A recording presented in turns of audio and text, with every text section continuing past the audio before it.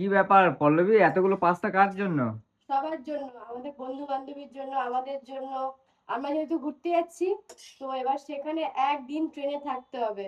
তো আপাতত আজকের দিনটা সার্ভাইভ করার জন্য দুপুরটুকুনি যদি মানে ঘরের খাবার খেয়ে সার্ভাইভ করা যায়, যেহেতু ট্রেনের খাবার আমার অতটা ভালো লাগে ভালো না, লাগে না। ওদেরও ভালো লাগে না। হ্যাঁ। তো ওই জন্য ও কিছু করে নিয়ে যাবে ভাবলাম, আর আমিও কিছু করে নিয়ে যাই, যদি আমরা সবাই মিলে খেতে পারি ভাগ করে।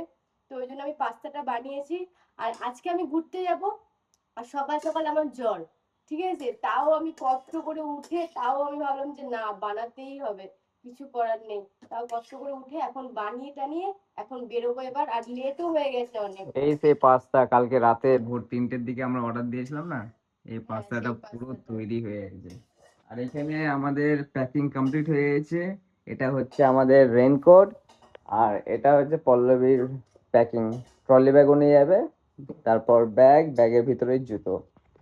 তো চলো আমরা এখন বেরোই, এখন বাজে রাত 9টা, না সরি, সকাল 9টার দিকে।